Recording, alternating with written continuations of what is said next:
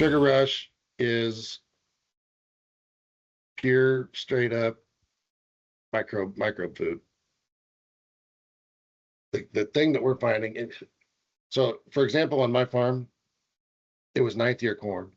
So every 4 years or so, I try to have, or it was eighth year corn. It was every 4 years I put a conventional out just so I can break up the science. So for eighth year corn, I did put some root worm control in the planter. But after the fact, we got to June, August, and all the planes were flying around to spraying stuff. We didn't have to spray insects.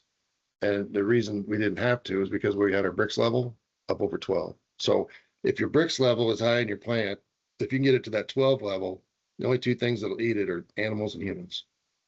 Anything without a pancreas, they can't handle it. They can't digest it. And the organic guys, I mean, they were the ones that explained that to us. I'm like, holy smokes, of course it is.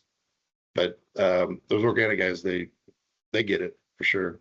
But aphid, spider mite, earworm, anything where there's no pancreas, they'll go somewhere else or they'll fall off the plant. So have y'all had any experience with, sorry to cut you off, have you had any experience with leaf hoppers? Really here, no, but again, be the same type of thing. If you keep your Brix level up, they're gonna find plants or fields around them that they would rather eat. So that's one that if you know you're in an area, and do you check for Brix when you're doing your tissue tests? No, we don't. We need to. That would be one that just check that box on the Brix test, and it'll always tell you where you're at in there. The higher the closer you can get to double digits, the better. But if you can get it to 12, you're going to see a big difference in pest control for sure. But the nice thing is plants love sugar anyway. Plants love sugar. There's 4 types of sugar in there. You know, it's like a Red Bull to the microbes. They can, you know, if it gets to the soil or into the plant, they're much happier. And with happier microbes, they're doing the work. You know, just like fungus, there's good fungus, bad fungus, but they figure it out. You know, same way with nematodes. Not all nematodes are bad. If we go out and throw out a nematicide, now we got none. Well, that isn't good. But good ones, bad ones, they fight it out. But we give them something to feed on. They're not necessarily going to be an issue to the plant then.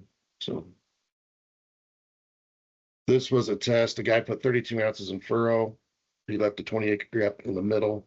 But what he said, this was his test that he showed the foliage. He said the biggest issue, he goes, yeah, you could see that there was a difference when you're driving by it. But he said, man, when I got that satellite image and it showed me just the coverage, the foliar. Okay, so this is your biomass. Yeah.